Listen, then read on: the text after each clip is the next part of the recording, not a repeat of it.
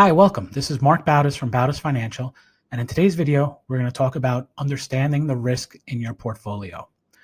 When it comes to risk, we really want to make sure that all three aspects of it are correlated together. The first is how much risk are we comfortable taking?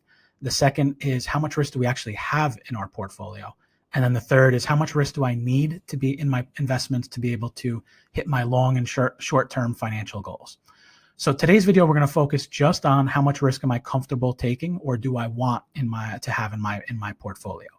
And to do that, we're going to go over to Riskalyze, which is my risk engine, and we're going to take a look at a sample husband and wife, and we're going to go through a quick questionnaire that will determine their risk score.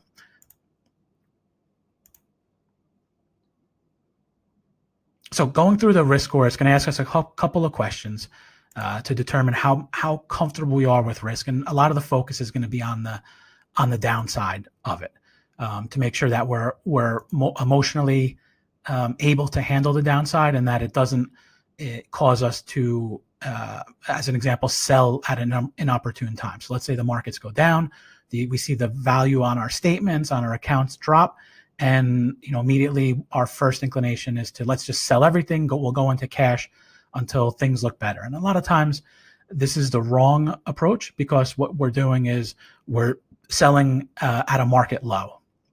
So in this case, we're going to represent that John and Joan have a portfolio of $500,000. And the importance of that is that it will allow us to see visually not just the percentage of how much risk we're comfortable with, but also a dollar amount. And it's not as real as if when we actually see a loss or a gain, but if we're going through this questionnaire and can see the dollar amount impact, a lot of times it'll allow us to answer more confidently in how much risk we're comfortable with. So the first question is this questionnaire is, how much risk can you handle in 6 months?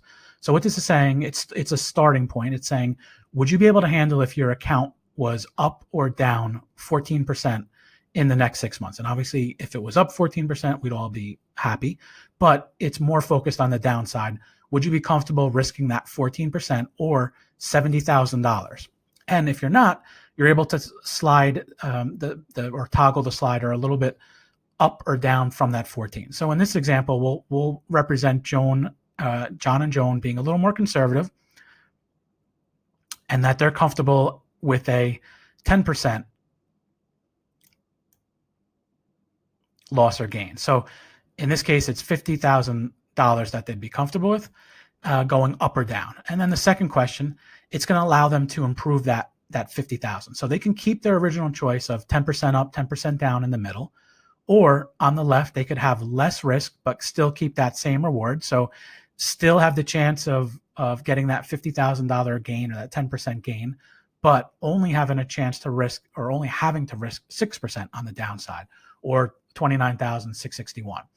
Or on the right, they're able to take more reward. So instead of having a 10% gain, they can boost it up to 16%, but they would still keep that 10% on the downside. So Joan and John, we know, are conservative, so we're going to go with the less risk and the same reward. So now in this case, this is our third question. They have the ability to keep their original choice, which is 10 up, 10 down. In the middle, they can keep the one that they just picked, 10% up with only 6% down, or they can go down even more with the 6%, take the 10% down to 6%, and then on the downside, take the 6% down to 3%. So Joan and John are comfortable with the middle option of keeping that 10% up and risking the 6% down. So now they have one more question to answer. And this is, do you want to keep the 10% up, 6% down, or do you want to go a little bit less risk, a little bit less return? So it's given them the option of going 8% up, 5% down. In this case, they're going to stick with that 10% up, 6% down, and they come out with a risk score of 36.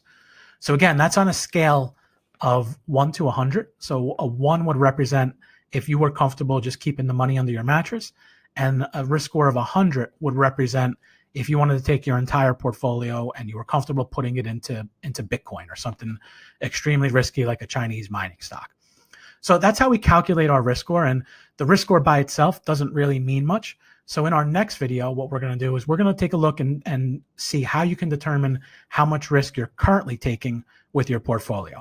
A lot of us, it's not really transparent how much risk we're taking. And when we do see either market gains or market drops, a lot of times it becomes evident that we were either taking on too much risk than we thought we were, or that we were comfortable with, or not enough risk to be able to hit our goal. So in our next video, we'll look at being able to tell how much risk you're currently taking and see how that correlates to how much risk I'm comfortable with. Thank you.